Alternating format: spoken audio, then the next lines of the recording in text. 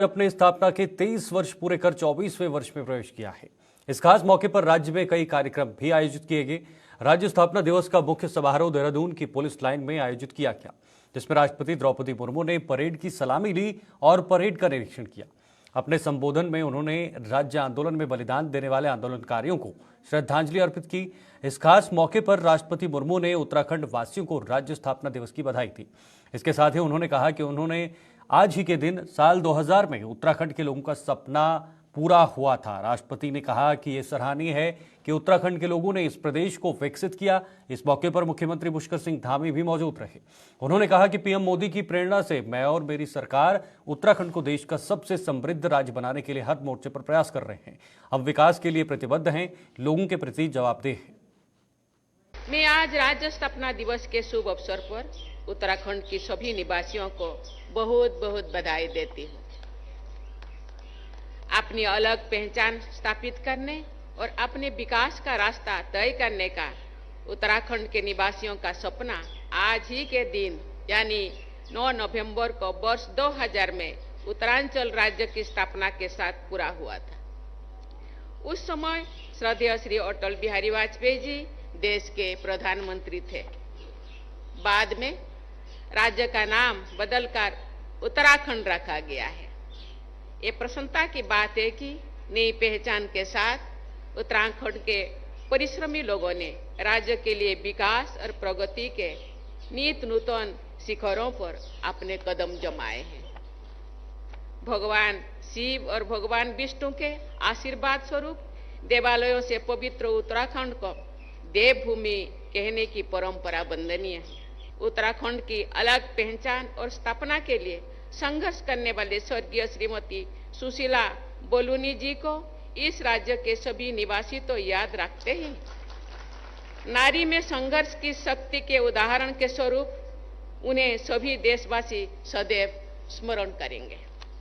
श्रीमती सुशीला बोलूनी जी का अदम्य साहस यहाँ की महिलाओं की गौरवशाली परंपरा के अनुरूप था। श्रीमती बीरानी देवी शाह ने स्वाधीनता संग्राम के दौरान अपने असाधारण साहस का परिचय दिया था। माउंट एवरेस्ट पर हमारा राष्ट्रीय ध्वज फहराने वाली प्रथम महिला बचेंद्री पाल जी और पेड़ों को बचाने के लिए युद्ध स्तर पर संघर्ष करने वाली गौरा देवी जैसे उत्तराखंड की महिलाओं ने पूरे देश के लिए आदर्श प्रस्तुत करते हैं। हाल ही में उत्तराखंड के बेटी वंदना कटारिया ने एशियन गेम में शानदार प्रदर्शन किया था। उत्तराखंड में इंफ्रास्ट्रक्चर डेवलपमेंट तेजी गति से हो रही है। साथ ही आपदा प्रबंधन पर विशेष ध्यान दिया जा रहा है। उत्तराखंड में हो रही बहुआयामी प्रगति से निवेशकों में उत्साह बढ़ रहा है। मुझे बताया गया है कि दिसंबर में देहरादून में ग्लोबल इन्वेस्टर समिट का आयोजन किया जा रहा है। इस जानकारी से मुझे प्रसन्नता हुई है कि पिछले सप्ताह तक ग्लोबल इन्वेस्टर समिट के तैयारियों के लिए आयोजित रोड शो में 21,500 करोड़ से अधिक के समझौता ज्ञापनों पर हस्ताक्षर की जा चुका है और इस राशि में निरंतर बढ़ोतरी हो रही है। निवेशकों में उत्तराखंड के प्रति बढ़ते उत्साह को कार्य रूप देने के लिए प्रयास किए जा रहा है। मुझे ये जानकर प्रसन्नता हो रही है कि झारखंड के विकास में इकोलॉजी और इकोनॉमी दोनों पर जोर दिया जा रहा है। राज्य सरकार द्वारा ग्रॉस इन्वायरमेंट प्रोडक्ट यानी जीईपी का आकलन करने की पहल सराहनीय है। प्राकृतिक संपदा से परिपूर्ण इस राज्य में स्टेट जीडीपी के साथ साथ स्टेट जीईपी पर ध्यान देने से सतत विकास का बल मिलेगा। मैं उत्तराखंड के निरंतर विकास के लिए राज्यों की सभी निवासियों को शुभकामनाएं देती हूँ। राज्यों के विकास को राज्यपाल महोदय के मार्गदर्शन और आदरणीय मुख्यमंत्री जी के सक्रिय नेतृत्व से दिशा और शक्ति प्राप्त हो रही है। इसके लिए मैं आप दोनों की तथा राज्य सरकार की पूरी टीम को बहुत बहुत बधाई देता हूँ। वहीं राज्य स्थापना दिवस के अवसर पर भराड़ीसैंण विधानसभा परिसर में भी एक कार्यक्रम का आयोजन किया गया, जिसमें मुख्यमंत्री पुष्कर सिंह धामी ने परेड की सलामी ली और परेड का निरीक्षण भी किया है।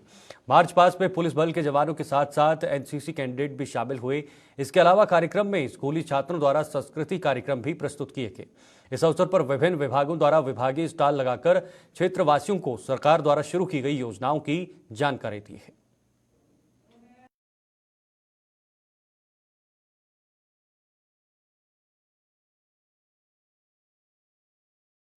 आगे बढ़ते हैं। राज्य स्थापना दिवस के मौके पर मुख्यमंत्री पुष्कर सिंह धामी शहीद स्मारक पहुंचे, जहां उन्होंने शहीद राज्य आंदोलनकारियों को श्रद्धांजलि दी है।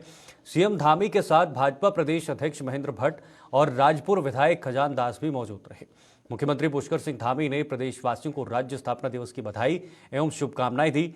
मुख्यमंत्री ने राज्य निर्माण के सभी अमर शहीदों, राज्य आंदोलनकारियों एवं देश के लिए सर्वोच्च बलिदान देने वाले वीर जवानों को श्रद्धांजलि अर्पित करते हुए उत्तराखंड की मजबूत नींव रखने वाले पूर्व प्रधानमंत्री भारत रत्न अटल बिहारी वाजपेयी को भी राज्य की जनता की ओर से नमन किया है।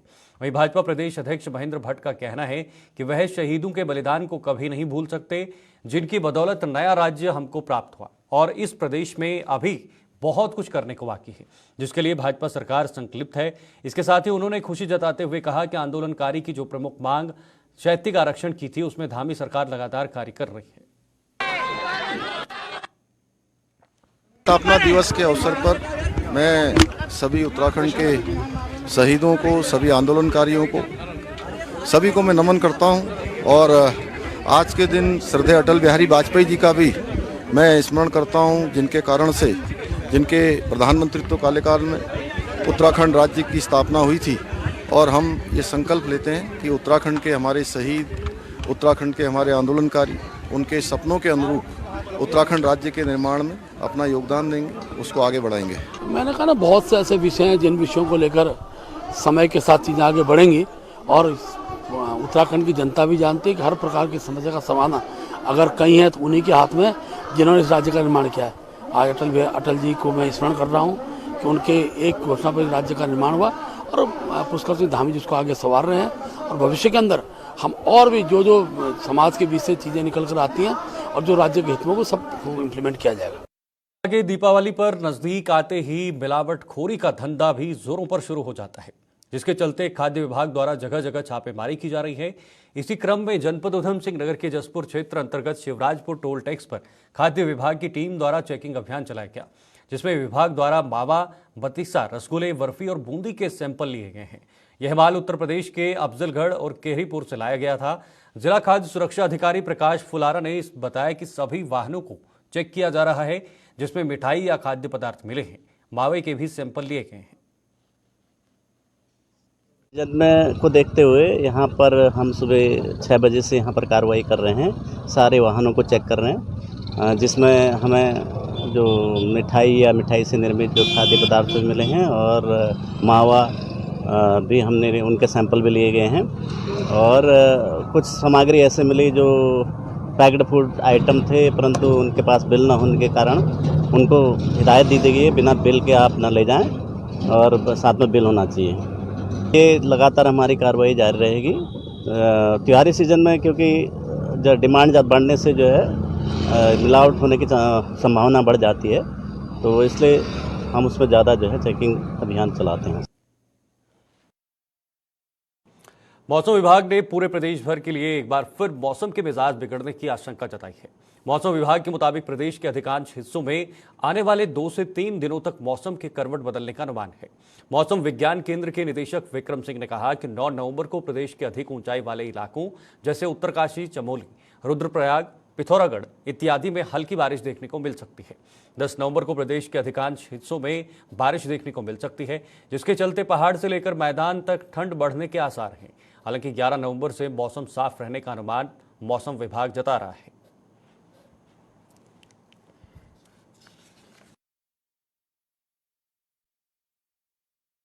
छुटपुट जो एक्टिविटी है, जो कि खासकर हाई रीचेज में या जो हमारे अंदर के डिस्ट्रिक्ट उत्तरकाशी, चमोली, पिथौरागढ़, रुद्रप्रयाग, बागेश्वर में कहें तो छुटपुट एक्टिविटी जो है, जो संभावना दिख रही है, या देहरादून के हिल्स में भी बात कर लें तो 9-10 में वो थोड़ी एक्टिविटी दिख रही है, 10 में थोड़ा डिस्ट्रीब्यूशन ज़्यादा रहेगा। 9 में तो ये कहूँगा कि जो गढ़वाल के आपके उत्तरकाशी है, चमोली है, रुद्रप्रयाग या आप कह लीजिए कि देहरादून की हिल्स है, तो उसमें छोटे मोटे एक्टिविटी की एक आध जगह में हल्की, बहुत हल्की की संभावना है बारिश की 9 तारीख में। और 10 में ये कहूँगा कि जो अंदर के डिस्ट्रिक्ट है और साथ ही जो है देहरादून और टेहरी की भी जो है हिल्स में खासकर देखें तो हल्की एक्टिविटी जो है वो आपकी 10 तारीख को दिख रही है। 11 तारीख से फिर मौसम साफ होता हुआ दिख रहा पूरी तरह से, और आगे भी वो साफ ही रहने। देश के साथ साथ उत्तराखंड प्रदेश में भी दीपावली का त्यौहार बड़े ही धूमधाम के साथ मनाया जाता है। प्रकाश के इस पर्व पर लोगों को घरों को सजाने में जुटे हुए हैं और इसके लिए लोग बाजारों बिजली की लड़ियों की खरीदारी में जुटे हुए हैं। बाजार भी नई नई लड़ियों से सजे हुए हैं। बाजार में किस तरह की लड़ियों की मांग है, इसका जायजा हमारे संवाददाता धनराज गर्ग ने लिया है। उन्होंने ग्राहकों के साथ दुकानदारों से भी बात की। आइए देखते हैं लड़ियों को लेकर इन लोगों का क्या कुछ कहना है। त्योहारी सीजन अब सर पे आ चुका है और उसके चलते बाज़ारों में अब भीड़ भी देखने को मिल रही है और लगातार सभी लोग अपनी तैयारी में जुट चुके हैं, क्योंकि दीपावली से पहले धनतेरस का त्यौहार आता है और फिर दीपावली का त्यौहार आता है। तो सभी त्योहारों की तैयारियों को लेकर लगातार जो बाज़ारों में भीड़ है वो लगातार देखने को मिल रही है। आप देख सकते हैं कि इस समय हम राजधानी देहरादून के पलटन बाज़ार में है, जो कि जाना माना बाज़ार माना जाता है। और आप देख सकते हैं कि जो दीपावली की तैयारियाँ हैं सभी लोग अपनी तैयारियों में जुटे हुए हैं, क्योंकि सबसे ज़्यादा माना जाता है कि दीपावली के त्यौहार पर लड़ियाँ घरों पे सभी लोग लगाते हैं। और बाज़ारों में आप देखिएगा कि किस तरीके से लड़ियाँ अभी से ही सजने लगी हैं और तमाम जो कहा जाए कि जो बाज़ार है, बाज़ारों में भीड़ भी देखने को मिल रही है, क्योंकि जो त्योहारी सीजन है वो नज़दीक आ चुका है, यानी कि लगभग 4 से 5 दिन रह चुके हैं और उससे पहले कहीं ना कहीं बाज़ारों में भीड़ होना लाजमी है। और जिस तरीके से देखा जाए कि जो त्यौहार हैं उसमें इस बार जो लड़ियां हैं वो कहीं ना कहीं इंडियन लड़ियां ज़्यादा लोग पसंद कर रहे हैं, क्योंकि चाइनीज़ के लिए लगातार बाइकाट करते हुए लोग नज़र आते हैं और सभी लोग कहते हैं कि चाइनीज़ का बहिष्कार किया जाना चाहिए। वहीं हम बात करने की कोशिश करेंगे, यहाँ पर कुछ दुकानदार हैं, उनसे बात करेंगे कि इस बार किस तरीके से जो ग्राहक है वो किस तरीके से पहुँच रहा है और क्या कुछ इनकी डिमांड है और क्या कुछ यहाँ से जो है बिकता हुआ नज़र आता है। अंकल क्या नाम है आपका? नवीन गुप्ता। गुप्ता जी, जिस तरीके से देखा जाए दीपावली का त्यौहार आ चुका है और दीपावली के त्यौहार में सबसे अधिक लड़ियाँ लोग घरों में लगाते हैं, तो इस बार किस तरह की लड़ियाँ अधिक बाज़ारों में बिक रही हैं? अधिक तो इसका इंडियन वाली लड़ी का ज़्यादा डिमांड है। इंडियन लड़ी का। चाइनीज़ लड़ियों की यदि हम बात करें, क्या इस बार भी चाइनीज़ लड़ियाँ बाज़ारों में? नहीं, बाजार में तो है ही है, लेकिन बहुत लिमिटेड है, कम है। तो क्या जनता की क्या मांग है, ज़्यादा चाइनीज़ की है या इंडियन की? इंडियन की ज़्यादा है, इंडियन की ज़्यादा है। तो देखिए, इनका साफ तौर पे ये कहना है कि जिस तरीके से देखा जाए तो वो इंडियन जो लड़ियां हैं उनकी ज़्यादा मांग बाज़ारों में है। और त्योहारी सीजन को देखते हुए, क्योंकि चाइनीज़ का बहिष्कार लगातार लोग करते हुए नज़र आते हैं, लेकिन कहीं ना कहीं चाइनीज़ भी बाज़ारों में ज़रूर उतरा हुआ है। लेकिन वहीं यदि बात करें इंडियन लड़ियों की, तो इंडियन लड़ियाँ सबसे अधिक बाज़ारों में हैं। वहीं हम वहीं हम बात करेंगे कि किस तरह की लड़ियाँ इस बार बाजार में। भैया क्या नाम है आपका? मेरा नाम सर मानिक जैन है। भैया जो है किस तरह की तैयारी देख रहे हैं इस बार दीपावली? तैयारी अच्छी है सर, कस्टमर का रिस्पांस भी खूब अच्छा आ रहा है। लाइट्स जो है 30 रुपये से लेके और 750 रुपये तक है। चाइनीज़ भी है, इंडियन भी है। तो क्या जिस तरीके से देखा जाए, क्योंकि लगातार कहा जाता है कि चाइनीज़ का बहिष्कार करें, क्योंकि लगातार आप देखते भी हैं, चाहे बीजेपी के लोग हों, आरएसएस के लोग हों या हिंदुत्व को कहे तो कहीं ना कहीं चाइनीज़ का बहिष्कार करते हुए, तो क्या इस बार चाइनीज़ का बहिष्कार? चाइनीज़ लाइट सस्ती है, अब हर किसी की गुंजाइश नहीं होती महंगी लाइट लेनी। चाइनीज़ लड़ी 30 रुपये मिल जाती है, इंडियन लड़ी मिनिमम 150 की है। अब हर ग्रेड का आदमी है तो चाइनीज़ लड़ी इसलिए बिकती है हर साल। तो क्या इस बार जो जनता है वो किस तरह की मांग कर रही है, चाइनीज़ या इंडियन? जनता दोनों तरह की मांग करती है। ज़्यादा बाजार अभी भी चाइनीज़ लड़ी का ही है।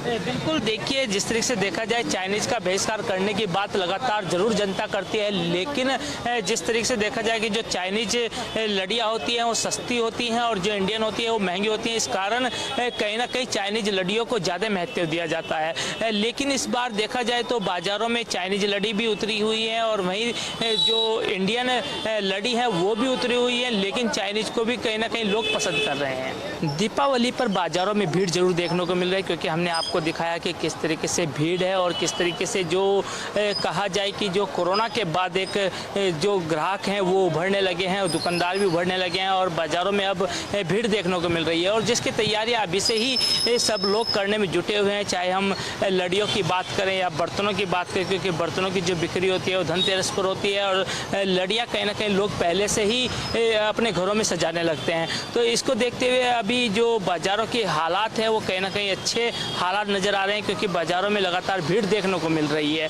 और आप देखिएगा कि दिवाली की जो त्योहारों की खुमारी है वो कहीं ना कहीं अब धीरे धीरे बढ़ती हुई नज़र आ रही है। मिठाइयों की बात करें तो मिठाइयाँ भी अधिक बिकने लगी हैं और वहीं जिस तरीके से देखा जाए कि जो बाज़ारों के अंदर जो सामग्री है यानी कि दीपावली पर बिकने वाली सामग्री, क्योंकि जो त्यौहार आते हैं उसमें कई त्यौहार एक साथ आते हैं तो इसको लेकर बाज़ारों में भीड़ जरूर देखने को मिलती है।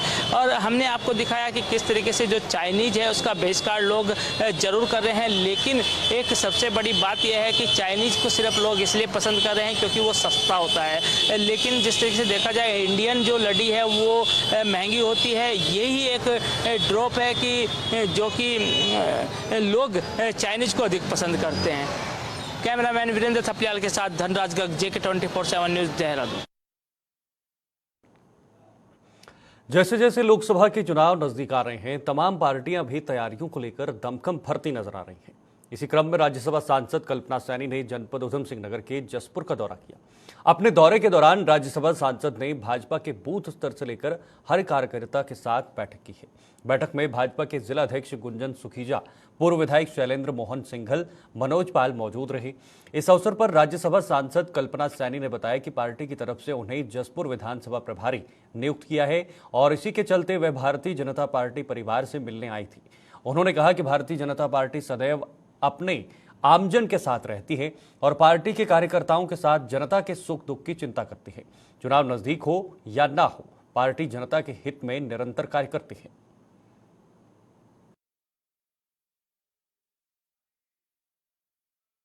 मेरी पार्टी ने, सबसे पहले तो मैं आप पत्रकार बंधुओं का धन्यवाद करती हूँ, मीडिया, सोशल मीडिया वालों का, पोर्टल चलाने वालों का, इलेक्ट्रॉनिक मीडिया का, और साथ साथ मैं अपने पूरे जसपुर विधानसभा में मैं उपस्थित हूँ। समस्त यहाँ के निवासियों को दीपावली की हार्दिक शुभकामनाएं देती हूँ।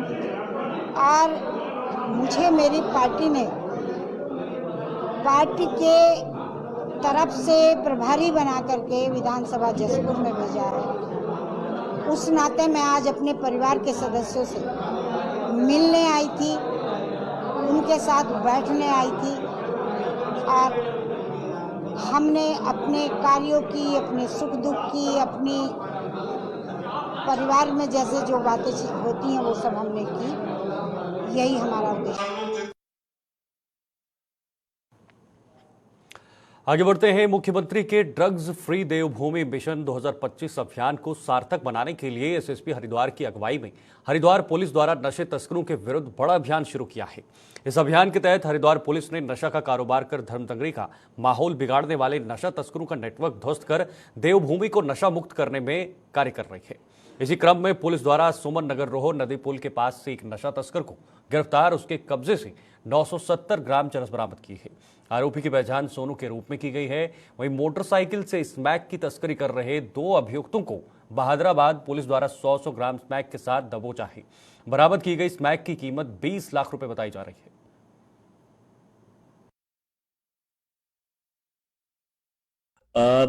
जनपद पुलिस के द्वारा जो माननीय मुख्यमंत्री जी का ड्रग फ्री उत्तराखंड देवभूमि का जो स्लोगन है, उस पर लगातार हम लोगों के द्वारा जो इस काम को प्रोफेशनली कर रहे हैं उसके विरुद्ध हम लोग लगातार कार्रवाई कर रहे हैं। इसमें कल हमारे थाना रानीपुर और थाना बहादुराबाद पुलिस ने अच्छी कार्रवाई करते हुए थाना बहादुराबाद में 200 ग्राम स्मैक पकड़ी गई है, जिसमें 2 अभियुक्त अरेस्ट हुए हैं। उनसे ये स्मैक की बरामदगी हुई है। वो दोनों भी अनफॉर्चुनेटली यहीं के ही रहने वाले हैं, लक्सर के। उनके खिलाफ वैधानिक कार्रवाई की जा रही है और इसमें एक ट्रेल को भी हम लोग वेरीफाई कर रहे हैं कि जिस ट्रेल से ये मामला यहाँ पर तक ये पहुंची है उसको और कहाँ पर ये जाने के डिस्ट्रीब्यूशन को भी हम लोग इसमें लेके आ रहे हैं और जल्दी इसमें अन्य गिरफ्तारियां भी की जाएंगी।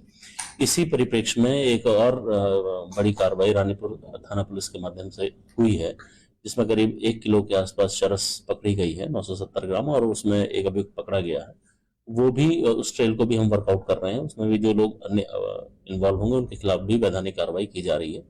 तो 2 बड़ी कार्रवाइयाँ आज जनपद पुलिस के स्तर पर की गई हैं। मेरे स्तर से इनको, जो पूरी टीम है और जो इसमें जो भी लोग शामिल थे जिन्होंने इन लोगों को पकड़ा है, उनको 5,000 रुपये इनाम की घोषणा की गई है। बाकी अन्य उच्च अधिकारियों को भी इस संबंध में अवगत कराया जा रहा है। इसमें अन्य कार्रवाइयाँ हुई हैं। बड़ी जो कारोबारी हैं उनके खिलाफ भी लगातार गैंगस्टर एक्ट में कार्रवाई हुई है और उनकी संपत्ति को भी सीज करने की कार्रवाई लगातार हुई है। पिछले कुछ माह में लगभग हम 1.5 करोड़ से ऊपर की संपत्तियां सीज कर चुके हैं, जो लोग इसमें शामिल रहे हैं। और आगे और भी मेरा मानना है कि जो भी लोग इसमें शामिल हैं, वो किसी भी स्तर का अधिकारी, उस पर हम जल्दी कार्रवाई करेंगे। हाँ, इसमें खासकर जो मेन फोकस एरिया हमारा रहा है, क्योंकि हमारे जनपद में सहारनपुर से लगता हुआ ये एरिया है, उधर भी कुछ लोगों के द्वारा कुछ नेटवर्क वहाँ डेवलप किया गया है, उसको भी हम लोग वर्कआउट कर रहे हैं। और बरेली से भी कुछ लगातार हमारे पास लगातार कुछ सूचनाएं आती रही हैं, वहाँ से इस तरीके की सप्लाई एक चेन का हमें पता लगा, उस पर भी हम लोग वर्क कर रहे हैं। तो जल्दी ही इस पूरे नेक्सस को हम लोग वर्कआउट करेंगे और जल्दी इसमें बड़ी कार्रवाई। इधर चंपावत जिले के बाराकोट ब्लॉक के गांव में एक युवक के द्वारा शादी का झांसा देकर नाबालिग किशोरी से दुष्कर्म का मामला सामने आया है। परिजनों को मामले का पता चलने पर नाबालिग के पिता ने लोहाघाट थाना में आरोपी युवक हरीश सिंह रावत पुत्र नारायण सिंह रावल निवासी बोथरी के खिलाफ लोहाघाट थाने में तहरीर दी थी। लोहाघाट थाने के एसओ मनीष खत्री ने बताया कि पीड़ित के पिता की तहरीर पर पॉक्सो एक्ट में मुकदमा दर्ज कर आरोपी को गिरफ्तार कर लिया है।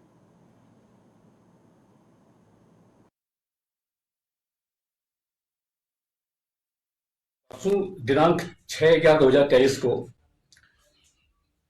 हमारे बाराकोट क्षेत्र में निवासित एक नाबालिग बच्ची के साथ दुराचार किए जाने और जान से मारने की धमकी दिए जाने के संबंध में हमें यहाँ थाना लोहाघाट में एक तहरीर प्राप्त हुई थी, जिस परिप्रेक्ष्य में हमारे द्वारा तत्काल जो है धारा 376, 506 IPC और 3/4 पॉक्सो एक्ट के अंतर्गत मुकदमा पंजीकृत किया गया था। कल दिनांक 7/11/2023 को हमारे द्वारा स्वास्थ्य पतासी करते हुए और अभियुक्त की तलाश करते हुए बोतड़ी ग्राम के रहने वाले अभियुक्त हरीश सिंह रावल पुत्र नारायण सिंह रावल को जो है गिरफ्तार किया गया है और जिसे आज जो है मानी न्यायालय में पेश किया जा रहा है। तो करते हैं अगली खबर का। लक्सर के शेखपुरी गांव में पेयजल विभाग द्वारा बनाए गए ओवरहेड टैंक तक बिजली की लाइन बिछाने के लिए जैसे ही विद्युत विभाग की टीम गांव पहुंची तो कुछ ग्रामीणों ने इनका विरोध किया। ग्रामीणों का आरोप था कि बिजली की यह लाइन उनके घरों के ऊपर से गुजरती रही है और वह बिजली लाइन के इस काम को नहीं होने देंगे। लोगों के अनुसार घर की छतों से गुजरने वाली बिजली की लाइन उनके बच्चों के लिए खतरा बन सकती है। मौके पर पहुंचे विद्युत विभाग के एसडीओ ने कहा कि यहां पहले से ही विद्युत लाइन है, केवल पोल पर एक तार बांधा जाना है, जिसमें ग्रामीण बाधा डाल रहे हैं। हमारे घर पर डबल छत नहीं है, छोटे छोटे बच्चे हो, दीवारें नहीं है, इसलिए ये बड़ी लाइन है, LNT लाइन है, क्या लाइन है, ये टंकी की जो इनकी लाइन है वहाँ से लाइन पास हुई थी इनकी परेशान उधर से वहाँ प्लॉट था, उसने आपत्ति लगा दी। हमारे जो DM साहब है, ADM साहब, SDO साहब, इन्होंने बोला था कि ये लाइन हम हटवा देंगे 2 दिन के अंदर। अभी तक ये लाइन नहीं हटी। आज प्रशासन आया, जबरदस्ती ठोक रहा है ये लाइन डालने के लिए। अगर ये लाइन डल गई तो फिर हम लोग कहाँ जाएंगे बताओ। ये हमें नहीं चाहिए, हमें पानी भी नहीं चाहिए आगा। हम तो अपने पानी पी लेंगे, गंदा पानी में पी लेंगे, अभी से पीकर मर जाएंगे, लेकिन अभी लाइन नहीं चाहिए हमें। राजी चमार बेचारे गरीब आदमी इना कमजोर समझ गए, इनके ऊपर को लाइन खींच रहे छतों को, बिल्कुल छत के ऊपर रखी हुई, ज्यादा प्रेशर डाल के बुजुर्ग को लारे बुला के छिदवाने की कोशिश कर रहे हैं। ठीक है जी, और इन्होंने इतने पैसे खा रखे हैं, अब प्रेशर डाल ले पूरा हमारे पे। शिकायत गई थी आईटीएम साहब को 2 फेरी एप्लीकेशन दिए, 3 फेरी एप्लीकेशन हमारे पास है। आईटीएम साहब ने कहा था भाई जांच के लिए भेज दिया था, और ये क्या नाम है, एडीओ साहब ने कहा था मैं अगली लाइन करवा दूंगा सोमवार को। आज 1 महीना हो चुका, कोई लाइन का प्रोग्राम आज बड़ी टीम को लेकर आ गए। हमारे गांव के अंदर टंकी लगी थी, इसका जो गवर्नमेंट ने अपना नक्शा पास किया था लाइन ले जाने के लिए, उधर को ये लाइन लेके जा रहे थे पहले। तो क्या हुआ, एक वहाँ बीच में आ गया था प्लॉट, उसके विवाद होने के बाद में उधर से इन्होंने लाइन हटा के इधर हमारे छतों पर घरों प्लॉटों को काम किया। एडीओ साहब ने जबरदस्ती एससी समझकर, गरीब लोगों को समझकर जबरदस्ती प्रेशर करता। हमें बोलता है कि तुम्हारी मीटिंग एसडीएम से कराऊंगा, डीएम से कराऊंगा, लाके प्रशासन अब हमारी छाती पर खड़ा कर दिया। अरे जब हमें आप बोले मीटिंग कराने के लिए, हमारी मीटिंग कराओ। हम गलत है, मुकदमा कराइए हमारे खिलाफ। आज हम नहीं गलत तो इसके अपने एडीओ साहब है, एक्शन साहब है, इनके खिलाफ मुकदमा लिखे जाए और इनको जेल भेजा जाए, सीएट लग गया। क्योंकि चमारों को, दलित समाज को नीचा समाज समझ के ही प्रेशर डलवा रहे हैं और कुछ ऊंचे लेवल के लोग भी हमारे पे प्रेशर डाल रहे हैं। हम एक आता है हमारे यहाँ कोई मर गया, उसमें एक्शन साहब और अमरजीत एडीओ साहब जिम्मेदार। योजना के अंतर्गत जो प्रधानमंत्री जी की जो योजना चल रही है हर घर टंकी, उस योजना के अंतर्गत में पानी की टंकी बनाई गई थी, सामने जो खड़ी दिखाई दे रही है। इसके लिए लाइन बननी थी। इसका एस्टीमेट जो है इधर से रिवाइज एस्टीमेट करा गया। ऑलरेडी उस पर लाइन पड़ी हुई दिखाई दे रही है। उसी के ऊपर एक केबल डाल रहे थे हम, पर गाँव वासियों द्वारा उस पर आपत्ति उठाई जा रही है। इस कारण जो है वो लाइन नहीं बन पा रही है। चलिए, उत्तराखंड की इस खास बुलेटिन में फिलहाल के लिए इतना ही। देश और दुनिया की तमाम खबरों के लिए देखते रहिए गुलिस्तान न्यूज़। नमस्कार।